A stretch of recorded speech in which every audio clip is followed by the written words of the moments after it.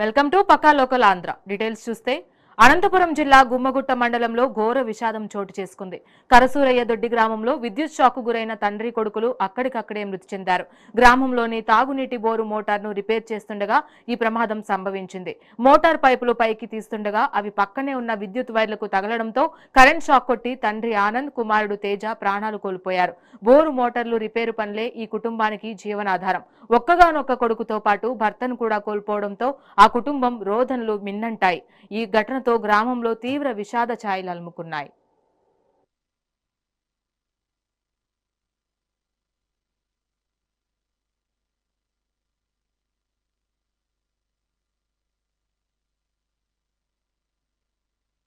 ఎన్టీఆర్ జిల్లా విజయవాడలో 15 రోజుల పాటు జరగనున్న యోగాంధ్ర పండుగకు సర్వం సిద్ధమైంది. స్వర్ణాంధ్ర, ఆరోగ్యాంధ్ర లక్ష్యాల సాధనకు ప్రభుత్వం అత్యంత ప్రతిష్టాత్మకంగా ఈ కార్యక్రమాన్ని నిర్వహిస్తోందని కలెక్టర్ లక్ష్మీశా, సిపిఎస్వి రాజశేఖర్ బాబు వెల్లడించారు. ఈ నెల 7 నుంచి అంతర్జాతీయ యోగా దినోత్సవమైన జూన్ 21 వరకు జిల్లా వ్యాప్తంగా ఈ వేడుకలు జరగనున్నాయి. ఇందులో భాగంగా పోలీస్ థీమ్ యోగా కార్యక్రమాన్ని ప్రముఖ పర్యాటక ప్రాంతాల్లో ప్రత్యేక ఈవెంట్లను నిర్వహించనున్నారు. విజయవాడ బీఆర్టీఎస్ రోడ్లో నిత్య యోగా ఏర్పాట్లు చేశామని, ప్రజలంతా పెద్ద ఎత్తున పాల్గొని విజయవంతం చేయాలని అధికారులు పిలుపునిచ్చారు. యోగాంధ్ర 2026 ఎన్టీఆర్ జిల్లాలో కార్యాచరణ ప్రణాళిక ఉంది. దాని గురించి మనందరికీ తెలియజేయడానికి ఈ కార్యక్రమం చేపట్టడం జరిగింది. ఆంధ్రప్రదేశ్ ప్రభుత్వం ఆధ్వర్యంలో జూన్ 7 నుంచి జూన్ 21 తారీఖు 2026 రాష్ట్ర వ్యాప్తంగా నిర్వహిస్తబడుతున్న మహోత్తర యోగా ఉద్యమమే యోగాంధ్ర 2026. యోగా ద్వారా ఆరోగ్యవంతమైన సమాజ నిర్మాణం, ప్రతి ఇంటింటికి యోగాను చేరువేయడం, ప్రజల్లో నిత్య యోగా సాధన అలవాటుగా పెంపొందించడం దీని ప్రాధాన్య లక్ష్యం. దీంట్లో భాగంగా థీమ్ యోగా కార్యక్రమం 7వ తారీఖు పోలీసు సిబ్బందితో పాటు బీఆర్టీఎస్ రోడ్లో నిర్వహించడం జరుగుతుంది. అదైన తర్వాత పర్యాటక ప్రాంతాల్లో కూడా పవిత్ర సంగమం దగ్గర 10వ తారీఖును, అలాగే బరం పార్క్ దగ్గర 13వ తారీఖున కూడా 500 మందితో అక్కడ యోగా అవగాహన కార్యక్రమం, అలాగే యోగా శిబిరాలు ఏర్పాటు చేయడం జరుగుతుంది.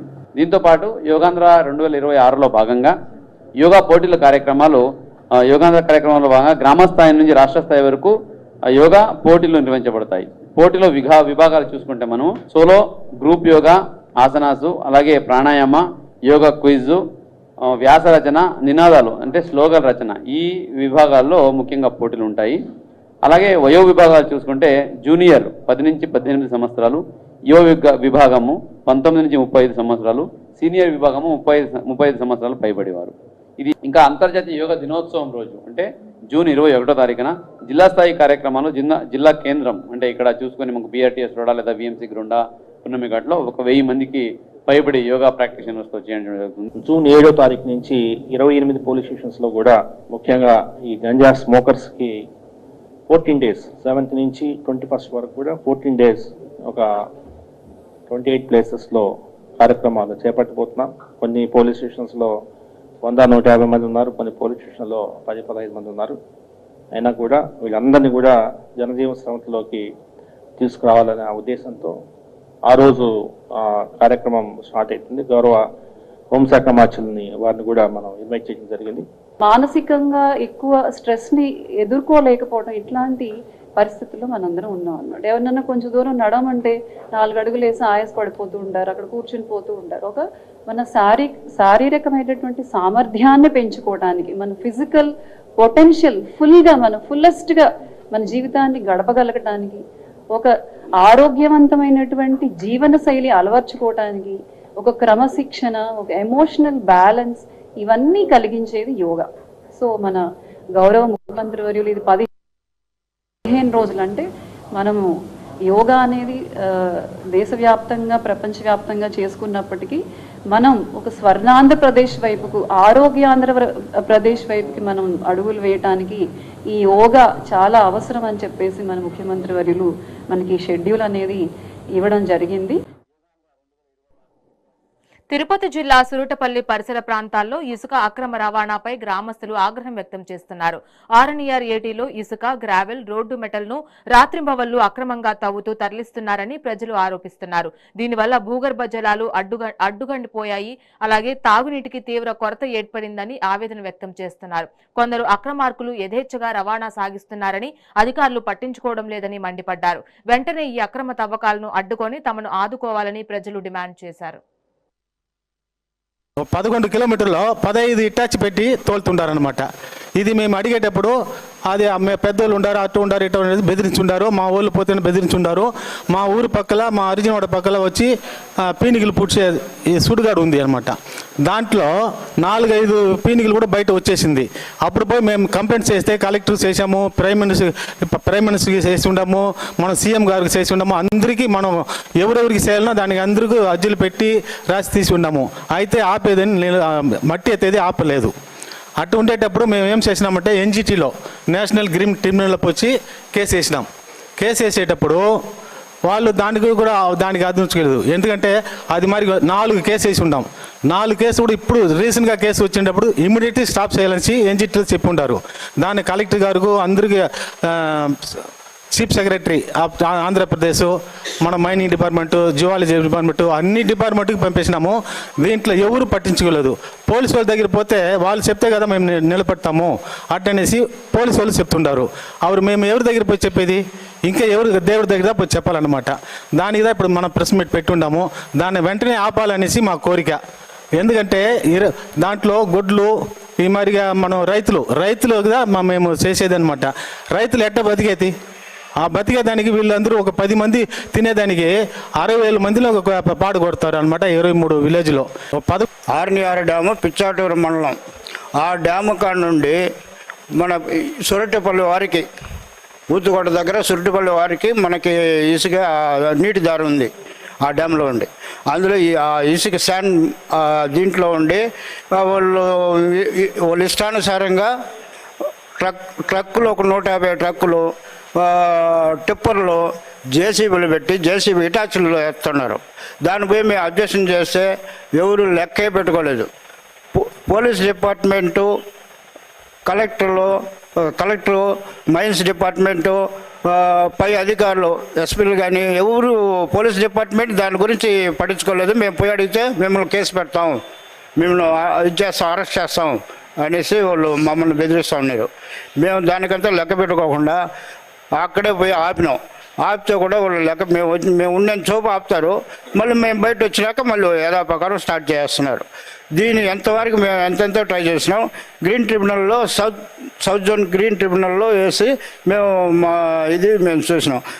ఇది కూడా లెక్క పెట్టుకోండి, కోర్టులు వేసింది కూడా లెక్క పెట్టుకోవాలి. ఇసుక ఏటికి సంబంధించి ఇరువైపులా దాదాపు 23 గ్రామాలు ఉన్నది. ఆ 23 గ్రామాల్లో కూడా 30,000 మంది ప్రజలు జీవనం సాగిస్తున్నారు. ఈ ఇసుక ఏట్లో వాళ్ళకి తాగునీరు కూడా సప్లై ఇసుక ఏటి నుంచి వస్తుంది. నెక్స్ట్ మూగజీవాలకి నీళ్లు కూడా అక్కడే తాగే పరిస్థితి ఉంది. రైతులు జీవనాధారం మొత్తం కూడా ఆర్ఎన్ఆర్ ఇసుక ఏటికి సంబంధించే ఉంది. చుట్టుపక్కల దాదాపు లక్షల ఎకరాలు ఉంది అక్కడ. ఇప్పుడు గ్రౌండ్ వాటర్ మొత్తం కూడా తగ్గిపోయింది. ఎందుకంటే ఆ ఇసుక ఏట్లో అనునిత్యం 24 గంటలు ఇసుకను గత ప్రభుత్వము 2019వ సంవత్సరం నుంచి స్టిల్ ఇప్పటి వరకు 2026 మే ఇప్పటి వరకు కూడా 24 గంటలు అనునిత్యము టర్బో టిప్పర్లలో హిటాచీలతో జేసీబీలను పెట్టి పక్క మధ్య ఇసుక ఏట్లో రోడ్డు ట్రాక్ వేసి రోజు తమిళనాడుకి తరలిస్తూ ఉన్నారు. కూతవేటి దూరంలో తమిళనాడు బార్డర్ అన్నమాట. ఇది మొత్తం కూడా ఐఏఎస్ కలెక్టర్ గారికి, తిరుపతి జిల్లా వారికి, ఎస్పీ వారికి, ఆ పిచ్చాటూరు మండలము, నాగలాపురం మండలంలో ఉన్నటువంటి ఎస్ఐ గారులకు మరియు తహసీల్దార్ గారులకు కూడా తెలిసే వాళ్ళ కనుసన్నలు. అన్నమయ్య జిల్లా పుంగునూరులోని విరూపాక్షి మారెమ్మ ఆలయాన్ని ఎండోమెంట్ శాఖ పరిధిలోకి తీసుకురావడాన్ని ఆలయ నిర్వాహకులు, భక్తులు తీవ్రంగా వ్యతిరేకిస్తున్నారు. ఆలయంలో భక్తుల రద్దీ, ఆదాయం పెరగడంతోనే దేవాదాయ శాఖ దీనిపై కన్నువేసిందని ఆరోపించారు. ఈ వివాదానికి సంబంధించి హైకోర్టులో కేసు పెండింగ్ లో ఉందన్నారు. కోర్టు తుది తీర్పు వచ్చే వరకు ఆలయ వ్యవహారాల్లో జోక్యం చేసుకోవద్దని, ఎలాంటి వేలంపాట్లు నిర్వహించరాదని ఆలయ నిర్వాహకులు స్పష్టం చేశారు. స్వయం ప్రతిపత్తి కల్పించాలి.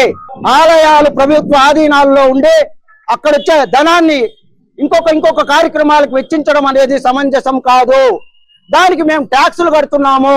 ఆ ట్యాక్సుల ద్వారా ఏదైనా చేయాలంటే రోడ్లు వేయాలంటే ఆ ట్యాక్సుల ద్వారా వేయాలా, బల్బులు వేయాలంటే దాని ద్వారా వేయాలా. మేము వేసేటువంటి ఆలయాల్లో వేసే డబ్బులు అక్కడ ఉన్నటువంటి ఆలయ అభివృద్ధికి, ధర్మ సంరక్షణకి ఉపయోగపడాలా. ఇలాంటి లక్ష్యాలతో ముందుకెళ్తున్నాం. జై శ్రీరామ్, జై శ్రీ మారమ్మ తల్లికి, జై శ్రీ మారమ్మ తల్లికి, జై శ్రీ మారమ్మ తల్లికి. సో మారమ్మ, మాయమ్మ, ఈ గుడి మాదమ్మ, ఖబర్దార్ ఖబర్దార్. గుడి దద్దెలం ఉన్నటువంటి పరిస్థితుల్లో ఏ ఎండోన్మెంట్ వ్యక్తి రాలేదు, కానీ ఈరోజు గుడి ఇంతగా అభివృద్ధి చెంది ఈ గుడి నుంచి ఒక ఆదాయాన్ని సృష్టించిన తర్వాత ఈ ఎండోన్మెంట్ శాఖ వాళ్ళు ఇక్కడ కొంతమంది కుట్ర చేసినటువంటి ఆ కుట్రతో ఇక్కడ ఎవరికి సమ్మతి లేదు. ఈ గుడిని వచ్చేసి ఎండోన్మెంట్ లో కలపడానికి వీళ్ళెవరు పిచ్చోలు కాదు. ఎవడో చేసినటువంటి కుట్రలకు ఎండోన్మెంట్ శాఖకు నోటీస్ పోయింది. దాని ద్వారా వాళ్ళు వచ్చేసి ఈ గుడిని ఆక్రమించుకోవాలని చూసినారు. దాని తర్వాత మేము వచ్చేసి ఇక్కడి నుంచి న్యాయ పోరాటం చేయడం జరిగింది. న్యాయ పోరాటంలో భాగంగా హైకోర్టు వాళ్ళు వచ్చేసి స్టేటస్ కో ఇచ్చారు. గుడిని యథాతథంగా కొనసాగించాలని చెప్పేసి ఈ ఎండోన్మెంట్ వాళ్ళకి చెప్తున్నాను, ఈ గుడి యొక్క చుట్టుపక్కల పరిసర ప్రాంతాలకు దయచేసి రావద్దండి. ఒక 10 తరాలు, ఇది 10 తరాల నుంచి ఇక్కడ స్థానికులైనటువంటి పెద్ద మనుషులు వీళ్ళ ఆధ్వర్యంలో వచ్చేసి ఈ గుడి నడుస్తుంది. తరతరాలుగా వచ్చేసి వాళ్ళ అమ్మవారిని నమ్ముకొని ఎన్నో కుటుంబాలు జీవనాధారం కలిగిస్తున్నాయి. మీరు ఈ గుడి ద్వారా వచ్చేటువంటి ఆదాయం పైన మీ కన్నుబడి, ఈ గుడి యొక్క మాన్యాలపైన మీ కన్నుబడి మీరు ఏ కుట్రలు చేయాలనుకుంటున్నారో ఆ కుట్రలన్నింటినీ ఖచ్చితంగా బద్దలు కొడదాం. తస్మత్ జాగ్రత్త. మనకేమిరా అంటే ఆ రోజు నుంచి ఈ రోజు దాకా మేము భక్తులు అందరూ దీవెనలతో ఒక్కొక్క రోజుకి డెవలప్మెంట్ అయింది. కాబట్టి ఆ భగవంతుని దయ వల్ల ఇప్పుడు ఎండోమెంట్ అనేది వచ్చింది. ఎందుకురా అంటే కాళ్ళు కుట్టేప్పుడు దీపం పెట్టేటప్పుడు ఎవడు రాలేదు. ఈ పొద్దు ఒక ప్రజల గురించి, ఒక భక్తుల గురించి ఇది ఇంప్రూవ్మెంట్ అవుతానే దీని మీద కన్నుబడింది. మాకు దీనికి ఒక 500 సంవత్సరాల నుంచి ఇప్పుడు రెడీ అయిపోలేదు గుడి. ఇది ఇప్పుడు డెవలప్మెంట్ అయిపోలేదు. వీళ్ళు పుస్తకాన్ని వచ్చిందే దీంట్లో ఎవరున్నారు, ఎన్ని కుటుంబాలు ఉన్నాయి, ఎంతమంది హిందువులు ఉన్నారు. ఒక సమావేశం మీటింగ్ పెట్టి అయ్యా మేము ఈ మాదిరి వస్తున్నాము, మీకు నోటీస్ ఇస్తా ఉన్నాము, ఈ నోటీసు జారీ చేస్తున్నాము, దీనికి ఏం సమాధానం చెప్తారు? ఏమిరా అంటే నువ్వు వచ్చి అడిగేకి చేసేకి ఉంది. ఏమిరా అంటే ఇప్పుడు పుంగనూరు పట్టణంలో చాలా గుళ్ళు ఉన్నాయి, దీపం పట్టలేని గుళ్ళు ఉన్నాయి. అవిటికంతా మీరు సేవలు చేస్తారా? ఆలయాలకి స్వయం ప్రతిపత్తి కల్పించాలి. పల్నాడు జిల్లా నరసరావుపేట రాజకీయం సవాళ్లు ప్రతి సవాళ్లతో ఒక్కసారిగా వేడెక్కింది. నియోజకవర్గ అభివృద్ధిపై చర్చకు రావాలంటూ ప్రస్తుత ఎమ్మెల్యే అరవింద్ బాబు, మాజీ ఎమ్మెల్యే గోపిరెడ్డి శ్రీనివాసరెడ్డి పరస్పరం సవాల్ విసురుకున్నారు. ఇవాళ మధ్యాహ్నం 12 గంటలకు కోటప్పకొండ వద్ద చర్చకు సిద్ధమైనట్లు మాజీ ఎమ్మెల్యే గోపిరెడ్డి ప్రకటించారు. తన అవినీతి బయటపడుతుందనే భయంతోనే ఎమ్మెల్యే అరవింద్ బాబు పోలీసులను అడ్డం పెట్టుకుని హైడ్రామా ఆడుతున్నారని ఆయన మండిపడ్డారు. దమ్ముంటే చర్చకు రావాలని సవాల్ విసిరారు. ఈ ఉత్కంఠభరిత పరిణామాలపై మాజీ ఎమ్మెల్యే గోపిరెడ్డితో మా పల్నాడు జిల్లా ప్రతినిధి స్వామి ఫేస్ టు ఫేస్. వాటిలో సవాల్ ప్రతి సవాలు తీవ్ర స్థాయికి చేరాయని చెప్పవచ్చు. ఇలా ఉదయం నుంచి కూడా పల్నాడు మొత్తం కూడా నర్సరావుపేటలో హాట్ టాపిక్ అని మారిందని చెప్పవచ్చు. ఇద్దరు నేతల ఇంటి ముందు కూడా పోలీసులు భారీగా మోహరించారు. ఏదైతే సవాల్ ప్రతి సవాళ్ళకి సంబంధించి కూడా ఇద్దరు నేతలు కూడా ఇంటిలోంచి బయటకు రావడానికి అయితే ప్రయత్నం చేశారు. అయితే ఈ సవాళ్ళకి సంబంధించి తారాస్థాయి జరగడానికి గల కారణం ఏంటనేది మనతో మాట్లాడడానికి మాజీ ఎమ్మెల్యే గోపిరెడ్డి శ్రీనివాసరెడ్డి ఉన్నారు. సార్ చెప్పండి, ఏదైతే నిన్న సవాల్ విసురుకున్నారు, నిన్న ఇవాళ డేట్ అనుకున్నారు, ఈ రోజు ఇద్దరికి హౌస్ అరెస్టులు ఉన్నాయి. అయితే స్థానిక ఎమ్మెల్యే వాళ్ళ పార్టీ నుంచి ఒక సీనియర్ నాయకుని పంపిస్తా అన్నారు, మీ పార్టీ నుంచి ఒక సీనియర్ నాయకుని పంపించుకోమన్నారు. దానిగా ఉంటారు అంటే ఆయన సవాలు విసిరింది ఎవరు? ఎమ్మెల్యే. ఆయనకి పిఆర్ వర్క్ అంటే తెలియదు, R&B అంటే తెలియదు, NRGS అంటే తెలియదు. అందుకని ఆయన వాళ్ళ సీనియర్ని పంపిస్తాడు. మా పార్టీలో ఎవరో రావాలో కూడా ఆయనే డిసైడ్ చేస్తాడు. అంటే ఇది రాజకీయమా? అంటే మా పార్టీలో ఎవరు చర్చలకు రావాలో ఆయనే డిసైడ్ చేస్తాడంట. వాళ్ళ పార్టీలో ఎవరు సరే వాళ్ళ పార్టీలో అంటే ఆయన డిసైడ్ చేసుకోవచ్చు. మా పార్టీలో రావాల్సింది కూడా ఆయనే డిసైడ్ చేస్తాడా? ఇదేం రాజకీయం అంటే?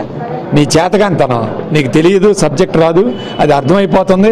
బయటకు వస్తే, చర్చలకు వస్తే నీ డొల్లతనం బయటకు వస్తుంది. నువ్వు విఫలమవుతావని చెప్పి ఈ సీనియర్ నాయకుడిని పంపిస్తానని సవాల్ ఇస్తుంది. నువ్వు ఒక్కడివేరా, నేను ఒక్కడే వస్తాను, పోలీస్ వెహికల్ వెళ్దాం, పోలీసులు ఎస్కార్ట్ తీసుకొని వెళ్దాం, ఎక్కడికి వెళ్దామో చెప్పు, అక్కడికి వెళ్ళి చర్చిద్దాం. అంతేగాని మీడియా సమక్షంలో చర్చిద్దాం. అంతేగాని ఇంట్లో కూర్చొని అన్ని ఏర్పాట్లు చేస్తానన్న ఆయనేగా, నువ్వు కూడా మాట్లాడావుగా, అన్ని ఏర్పాట్లు చేస్తానన్నాడు. పోలీసుల్ని 100 మందిని నెట్టి మమ్మల్ని నెట్టేపిచ్చాక బయటకు వస్తే నెట్టిచ్చే కార్యక్రమం చేస్తాను. ఇదే నువ్వు ఏర్పాట్లు చేసే ఏర్పాట్లు ఇదే. మళ్ళీ మేము విఫలమయ్యాం, అప్పుడు వచ్చాను, ఇప్పుడు రావయ్యా దమ్ము ధైర్యం ఉంటే అంటే అప్పుడు వచ్చాను ఇప్పుడు వచ్చాను అంటాడు. ఎప్పుడు వచ్చామన్నది కాదమ్మా, బుల్లెట్ దిగిందా లేదా, ఇది ఇంపార్టెంట్. ఎప్పుడు వచ్చామన్నది కాదు.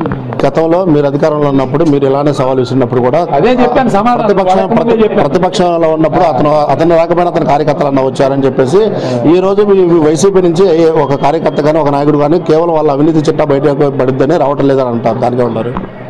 ఆయన చేసే అవినీతి గురించి మాట్లాడితే ఇక నర్సరావుపేట అందరికీ అర్థమైంది. ఆయన కేవలం తెలుగుదేశం పార్టీ కార్యకర్తల్లో విశ్వాసం కోల్పోయాడు, తెలుగుదేశం పార్టీ అధిష్టానంలో విశ్వాసం కోల్పోయాడు. ఈయన ఎమ్మెల్యేగా పరిగణించట్లేదు. ఆఖరికి ఒక కమిషనర్ని వేసుకోలేడు, ఒక ఎంఆర్ఓని వేసుకోలేడు, ఒక ఆర్డీఓని వేసుకోలేడు. మరి ఈయనేం పరిపాలన చేస్తాడు నాకు అర్థం కాదు. నర్సరావుపేటలో ఒక డిఎస్పీని ఎలాగో వేసుకోలేడు, ఒక డిఎస్పీని వేసుకోలేడు, ఒక ఆర్డీఓని వేసుకోలేడు, ఒక కమిషనర్ని వేసుకోలేడు, ఒక ఎంఆర్ఓని కూడా వేసుకోలేడు. ఒక ఎంఆర్ఓ కూడా మాట అంటలేదు అన్నమాట. మరి ఈయన ఏం పరిపాలన చేస్తాడు నర్సరావుపేటలో, ఏం అభివృద్ధి చేస్తాడు? అది నేను అధిష్టానం దగ్గర నీకు నిజంగా విలువ ఉంటే వీళ్ళందరినీ అపాయింట్ చేసుకొని ఈరోజు పరిపాలన చేయాలి. నువ్వు చేయలేవు, చేయగలవు, నీకు చేత కాదు. అది బండారం బయటపడిద్దని హౌస్ అరెస్ట్ చేయించి నన్ను లోపల పెట్టి పోలీసుల ద్వారా అడ్డుకునే కార్యక్రమం. కేవలం నీ కార్యకర్తల్లో నీ విశ్వాసం కోల్పోయావు, నీ కార్యకర్తలు ఎవరు నమ్మట్లేదని చెప్పి ఈరోజు సవాలు విసిరి రెచ్చగొట్టి ఇవాళ ఒక రాజకీయ వాతావరణం తీసుకొస్తే నా ఎమ్మట వస్తారని చెప్పి భావిస్తున్నాడు. ఆయన లెక్కలోంచి వాళ్ళు కూడా తీసేశారు. ఎప్పుడు అయిపోయింది. ఆ 2 సంవత్సరాలకి ఇంకో సంవత్సరం అయితే ఇన్ఛార్జిని కూడా వేస్తారు ఇక్కడ. అది గుర్తుపెట్టు. గతంలో గోపిరెడ్డి శ్రీనివాసరెడ్డి హౌస్ అరెస్ట్ చేసినా సరే ఒక సవాల్ విషయంలో మోర్ సెంటర్కి వచ్చి తొడగొట్టిన గోపిరెడ్డి ఈ రోజు ఎందుకని రాలేకపోతున్నారంటే పోలీసులు హౌస్ అరెస్ట్ పోలీసుల వల్ల అక్కడ గతంలో ఉన్న పోలీసులు సహకరించడం వల్ల వెళ్ళారు. ఆ రోజు అంటే అది మా వీరత్వం. వెళ్ళాం. ఈరోజు ఇంతమంది క్యాడర్ మా హాస్పిటల్ దగ్గర ఉంటే మేమేదో బయటికి పోయి రావాల్సిన అవసరం లేదు. ఇక్కడే మా కార్యకర్తల సమక్షంలోనే తేల్చుకుందాం అందరినీ. మేము మా కార్యకర్తలు కూడా మాకు ఇక్కడ ఉంటారు హాస్పిటల్ దగ్గర అని చెప్పి మేము ఆ పద్ధతిలో ఎక్కడికి వెళ్లకుండా వెళ్ళొచ్చు. ఇప్పుడు కూడా రావచ్చు. కానీ ఆయన రాడుగా, ఆయన బాత్రూంలో కూర్చుంటాడు కదా, వాళ్ళ హాస్పిటల్లో బాత్రూంలో కూర్చుంటాడు కదా. ఆ బాత్రూంలో కూర్చునే వ్యక్తికి మా గురించి ఎందుకు? మా వీరత్వం, నీకు వీరత్వం ఉంటే అధిష్టానంతో మాట్లాడుకొని ఎస్పీ గారి దగ్గర పని చేయించుకోవచ్చు కదా. ఎస్పీ గారి ఆఫీసులో 10 గంటలు బాత్రూంలో కూర్చున్న ఏకైక అధికార పార్టీ ఈ రాష్ట్ర చరిత్రలో ఎవరన్నా ఉంటే అది అరవింద్ బాబు. అలాంటి ఎమ్మెల్యే గురించి మేము మాట్లాడటం చాలా ఇబ్బందిగా ఉంది మాకు.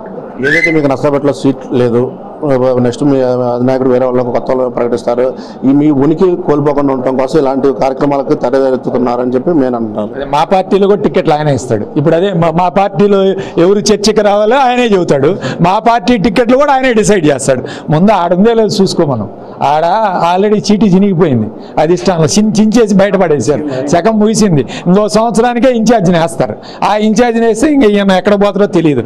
3 సంవత్సరాలు ఎమ్మెల్యే పదవి చేసిన ఏకైక రాష్ట్రంలో ఎవరైనా ఎమ్మెల్యే ఉంటే అది అరవింద్ బాబే. అధికారం లేదు. ఇప్పుడు నేను చెప్తున్నాను కదా, ఒక కమిషనర్ని, ఒక ఆర్డీఓని, ఒక ఎంఆర్ఓని, ఒక డిఎస్పీని వేయించుకోలేని వాళ్ళు కూడా నా మాటలు వింటలేదని ఆయనే స్వయంగా అసెంబ్లీలో చెప్పాడు. నేనుగా చెప్పింది స్వయంగా ఆయనే అసెంబ్లీలో. నా మాట ఎవరు వింటలేదు, ఎంఆర్ఓ కూడా వింటలేదు, ఆర్డీఓ వింటలేదు, కలెక్టర్ వింటలేదు అని చెప్పుకున్నాడు. మరి అలాంటి ఎమ్మెల్యే ఏం పరిపాలన చేస్తాడు, ఏం చేస్తాడు, ఏ విధంగా టికెట్ ఇస్తారు మళ్ళీ అది తెలియదా మాకు. ముందు ఆయన ముడ్డి కింద నీళ్ళు వస్తున్నాయి, అవి చూసుకోమని. ఏదైతే వీళ్ళ అరవింద్ బాబు సవాల్ ఇస్తున్నారో ఆ సవాల్ని ఇప్పటికీ స్వీకరిస్తున్నాను. ఏ రోజైనా చర్చకు కానీ లేదా అభివృద్ధి మీద కానీ లేదా ఏదైతే అవినీతి మీద కానీ ఎలాంటి చర్యకన్నా సిద్ధం అని చెప్పేసి మాజీ ఎమ్మెల్యే గోపిరెడ్డి శ్రీనివాసరెడ్డి గారు ఉన్నారు. నాగరాజుతో స్వామి మెగానేని పల్నాడు జిల్లా. రానున్న స్థానిక సంస్థల ఎన్నికల్లో ప్రతి ఓటు ఎంతో కీలకమని కోవూరు ఎమ్మెల్యే వేమిరెడ్డి ప్రశాంత్ రెడ్డి స్పష్టం చేశారు.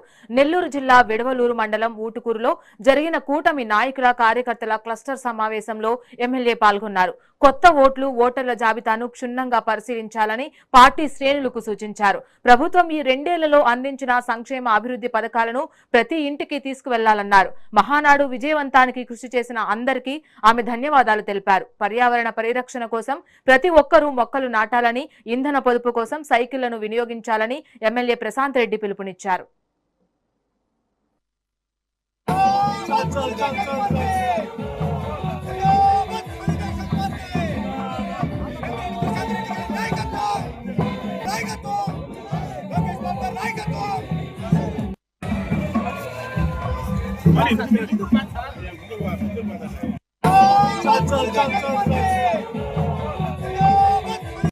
పార్టీలో ఉంది. మీ యొక్క ఐడి నెంబర్ ఏంటండి?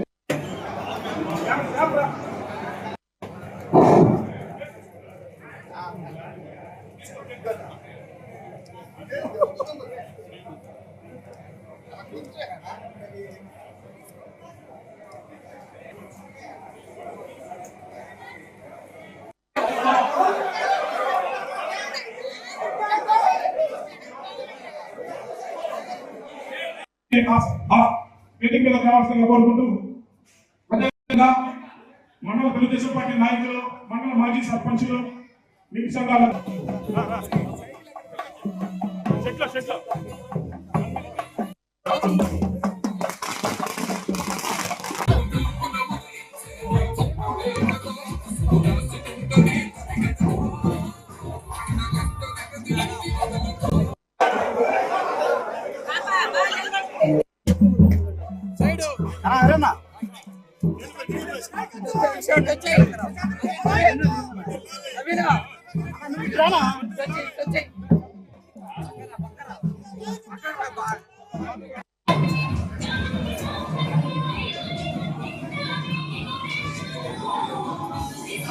నేను ఎప్పుడు నెలలో 25 రోజులు ఊర్లోనే ఉంటాను. ఉన్నప్పుడు ఉదయం 10 గంటల నుంచి 1 గంట వరకు, అలాగే 4 గంటల నుంచి 7 గంటల వరకు కూడా ఆఫీస్లోనే ఉంటాను అందుబాటులో. కాబట్టి ప్రజల సమస్యల కొరకు మీకు ఎవరికి ఏం అవసరం వచ్చినా తప్పకుండా నా దగ్గరకు రావాలని చెప్పి నేను మిమ్మల్ని అందరినీ కోరుకుంటున్నాను. ఏది మనసులో పెట్టుకోవద్దు, నాయకులు అడగద్దు, కార్యకర్తలు అడగద్దు.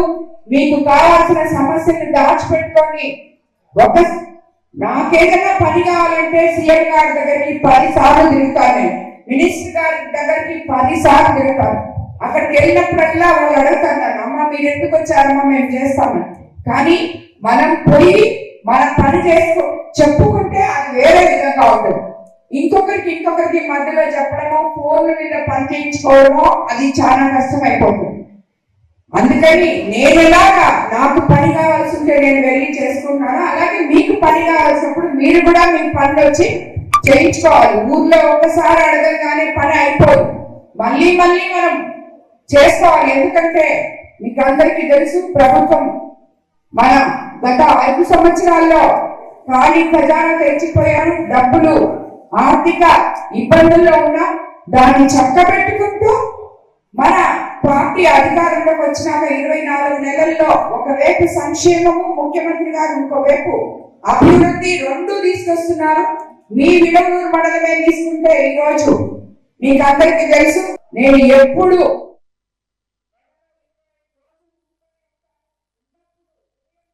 డిఎస్సి నియామకాలను రాష్ట్ర ప్రభుత్వం అత్యంత పారదర్శకంగా నిర్వహించిందని జాతీయ బీసీ సంక్షేమ సంఘం ప్రధాన కార్యదర్శి షణ్ముగం ప్రశంసించారు. సీఎం చంద్రబాబు తన ఎన్నికల హామీని నిలబెట్టుకుంటూ డిఎస్సి ప్రక్రియ ద్వారా 17,000 మంది అభ్యర్థుల కుటుంబాల్లో వెలుగులు నింపారని ఆయన కొనియాడారు. జీవో 77లోని హారిజాంటల్ రిజర్వేషన్లను ప్రభుత్వం సక్రమంగా అమలు చేసినప్పటికీ వైసీపీ నాయకులు రాజకీయ స్వార్థంతో అనవసర విమర్శలు చేస్తున్నారని ఆరోపించారు. ఇప్పటికైనా ఇలాంటి అసత్య ప్రచారాలు ఆపకపోతే బీసీ సంక్షేమ సంఘం ఆధ్వర్యంలో పెద్ద ఎత్తున ఉద్యమం చేపడుతున్నామని షణ్ముగం హెచ్చరించారు. 17,000 మంది టీచర్స్ చరిత్రలో ఎప్పుడూ లేని విధంగా ఎన్నికల మేనిఫెస్టోలో చెప్పిన మాట ప్రకారం గౌరవ ముఖ్యమంత్రి నారా చంద్రబాబు నాయుడు గారు పదవీ ప్రమాణ స్వీకారం చేసిన తర్వాత మొట్టమొదటి సంతకం చేసింది డిఎస్సి టీచర్స్ రిక్రూట్మెంట్ పైన.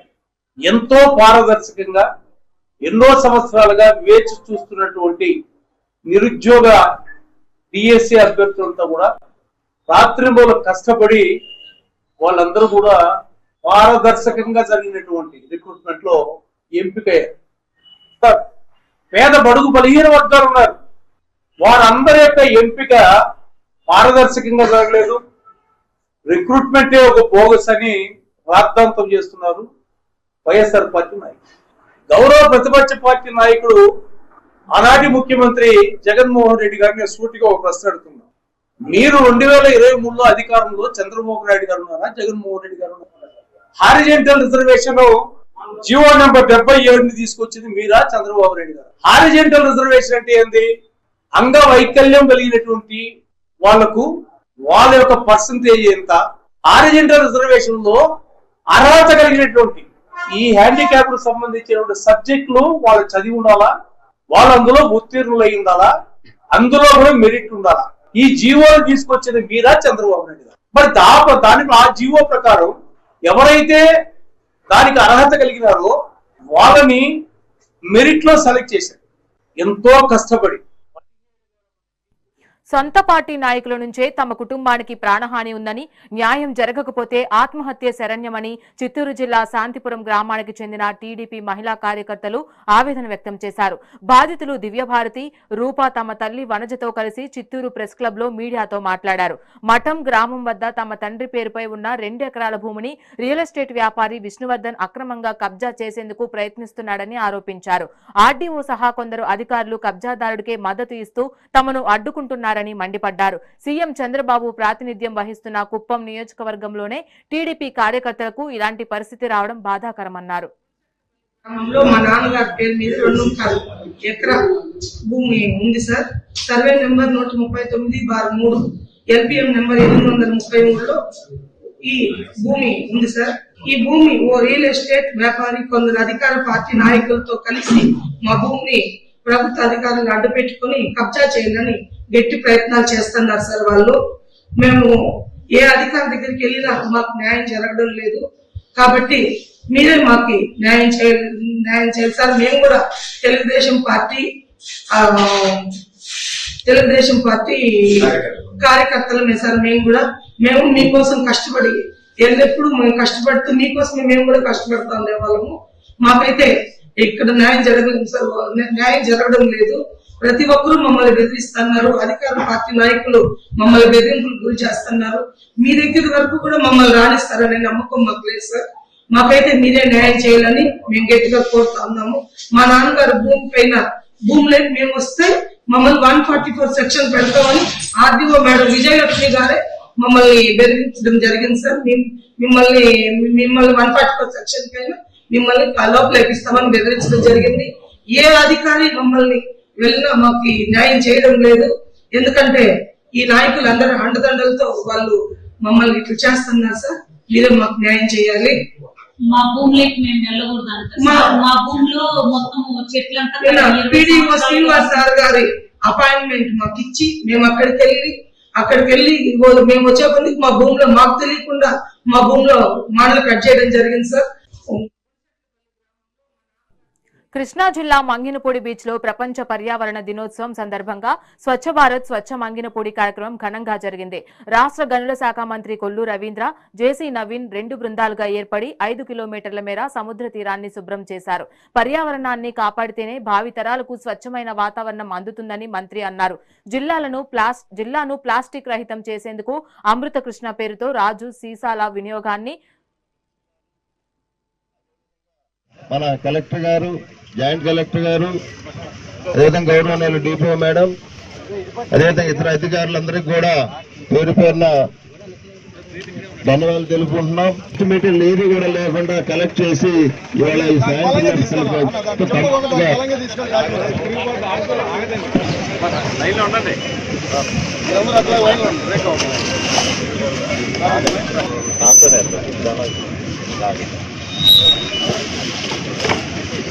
డబ్బినది ఆయన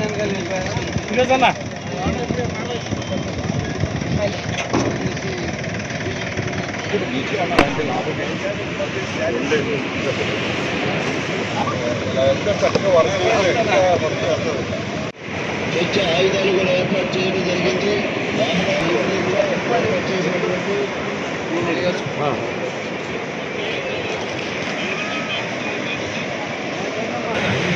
అన్న డబ్బా